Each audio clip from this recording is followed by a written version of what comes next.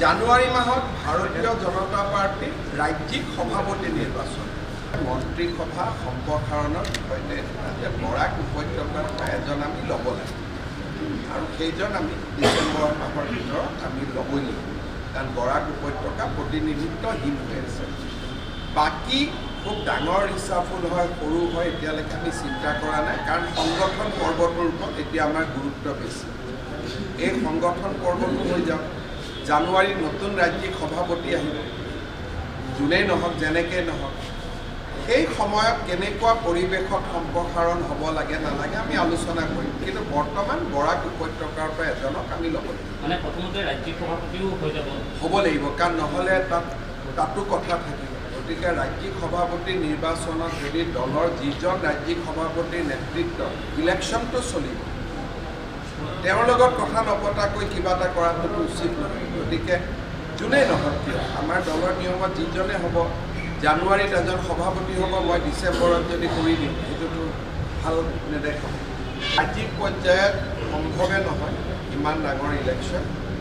মোৰ অতুল বৰা ডাঙৰীয়াৰ লগত ইতিমধ্যে কথা হৈছে, ইলেকশ্যনত যিটো এলায়েন্স হ'ব সেইটো সমষ্টি পৰ্যায়ত হ'ব। আগতেও তেনেকৈ হৈছিল, এতিয়াও তেনেকৈ।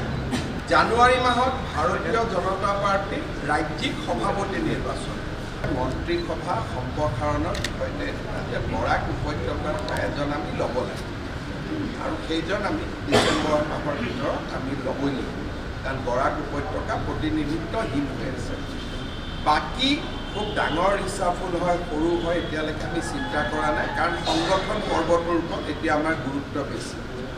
এই সংগঠন পৰ্বটো হৈ যাওক, জানুৱাৰীত নতুন ৰাজ্যিক সভাপতি আহিব, যোনেই নহওক যেনেকৈ নহওক, সেই সময়ত কেনেকুৱা পৰিৱেশত সম্প্ৰসাৰণ হ'ব লাগে নালাগে আমি আলোচনা কৰিম, কিন্তু বৰ্তমান বৰাক উপত্যকাৰ পৰা এজনক আমি ল'ব লাগিব। মানে প্ৰথমতে ৰাজ্যিক সভাপতিও হৈ যাব হ'ব লাগিব কাৰণ নহ'লে তাতো কথা থাকিব। গতিকে ৰাজ্যিক সভাপতি নিৰ্বাচনত যদি দলৰ যিজন ৰাজ্যিক সভাপতিৰ নেতৃত্বত ইলেকশ্যনটো চলিব, তেওঁৰ লগত কথা নপতাকৈ কিবা এটা কৰাটো উচিত নহয়। গতিকে যোনেই নহওক কিয় আমাৰ দলৰ নিয়মত যিজনে হ'ব, জানুৱাৰীত এজন সভাপতি হ'ব, মই ডিচেম্বৰত যদি কৰি দিওঁ সেইটোতো ভাল নেদেখাব।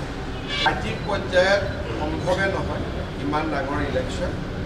মোৰ অতুল বৰা ডাঙৰীয়াৰ লগত ইতিমধ্যে কথা হৈছে, ইলেকশ্যনত যিটো এলায়েন্স হ'ব সেইটো সমষ্টি পৰ্যায়ত হ'ব। আগতেও তেনেকৈ হৈছিল, এতিয়াও তেনেকৈ।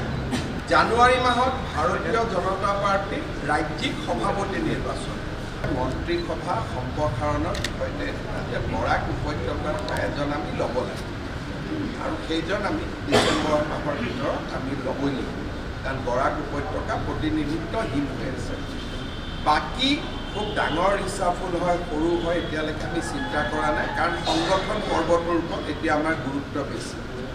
এই সংগঠন পৰ্বটো হৈ যাওক, জানুৱাৰীত নতুন ৰাজ্যিক সভাপতি আহিব, যোনেই নহওক যেনেকৈ নহওক, সেই সময়ত কেনেকুৱা পৰিৱেশত সম্প্ৰসাৰণ হ'ব লাগে নালাগে আমি আলোচনা কৰিম, কিন্তু বৰ্তমান বৰাক উপত্যকাৰ পৰা এজনক আমি ল'ব লাগিব। মানে প্ৰথমতে ৰাজ্যিক সভাপতিও হৈ যাব হ'ব লাগিব কাৰণ নহ'লে তাতো কথা থাকিব। গতিকে ৰাজ্যিক সভাপতি নিৰ্বাচনত যদি দলৰ যিজন ৰাজ্যিক সভাপতিৰ নেতৃত্বত ইলেকশ্যনটো চলিব, তেওঁৰ লগত কথা নপতাকৈ কিবা এটা কৰাটো উচিত নহয়। গতিকে যোনেই নহওক কিয় আমাৰ দলৰ নিয়মত যিজনে হ'ব, জানুৱাৰীত এজন সভাপতি হ'ব, মই ডিচেম্বৰত যদি কৰি দিওঁ সেইটোতো ভাল নেদেখাব। ৰাজ্যিক পৰ্যায়ত সম্ভৱে নহয় ইমান ডাঙৰ ইলেকশ্যন। মোৰ অতুল বৰা ডাঙৰীয়াৰ লগত ইতিমধ্যে কথা হৈছে, ইলেকশ্যনত যিটো এলায়েন্স হ'ব সেইটো সমষ্টি পৰ্যায়ত হ'ব। আগতেও তেনেকৈ হৈছিল, এতিয়াও তেনেকৈ।